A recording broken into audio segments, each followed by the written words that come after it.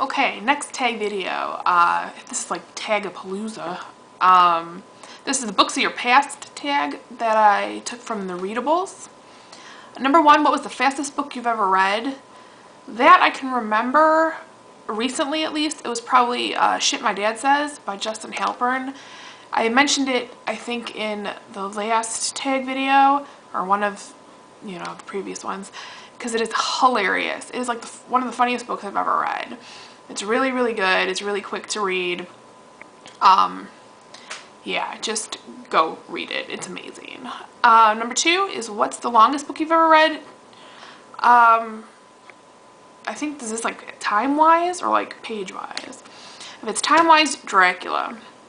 I think I just talked about this also in the past tag, but Dracula was awful for me to get through. Like, I don't know if it's just because it wasn't what I expected, but it was really hard for me to read. Like, it took forever. I could only read it like a couple pages at a time before I just like gave up. So, but I didn't want to like drop it, so I just kept going and eventually finished it, but it was pretty much torture. So, and page-wise, I don't know, one of the Harry Potters probably.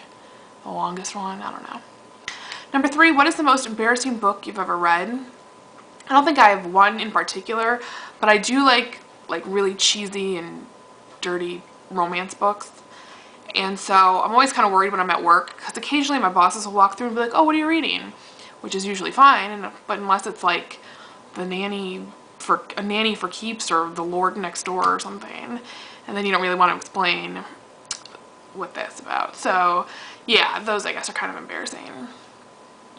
Number 4, who is your most reliable source for recommending books? I don't really get recommendations from people. I either just kind of browse in the library and grab stuff, but I do read the Book Page magazine that the library has, and write down a lot of titles from that and try them out. So I guess that's kind of my one place.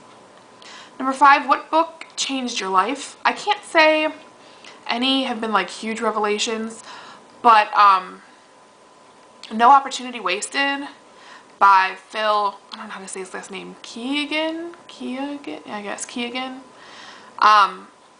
is probably the closest. It's all about, kind of, just taking advantage of opportunities and saying yes to life and going out and doing stuff and, just not letting opportunities pass you by that you would regret not doing, living life to the fullest and all that. So, it's really inspirational, and you want to get out there and do stuff and, live out your bucket list and all that kind of stuff. So I do like that one. I bought that one. I have it at home. Yeah, so I recommend that. That's one of my favorites. And number 6, if you were stranded on a desert island, what book would you take with you? Does it only have to be one, or could it be like a series? Because I would definitely take the Harry Potter series or any of the other series I like that I've talked about before. But if it had to be just one book, I might take either I Am Jackie Chan, which is Jackie Chan's autobiography, because it's a longer book and it's really, really good, and it's almost like a movie. Like, it's just really interesting and you get very absorbed in it, and I loved it. It's like one of my favorite books ever. So it would either be that one or maybe The Pirate's Daughter by Margaret Cesare Thompson. I don't know, close enough, hopefully.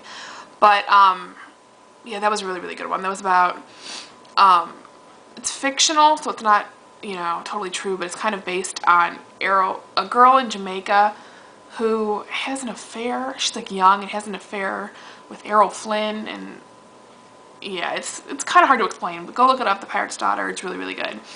I love that one too. That's definitely at the top of my favorites list. So, yeah, I guess that's it. It was a short one, so like the other ones, if you haven't done this and want to, I tag everyone. I'd love to see video responses, comments, whatever. Bye.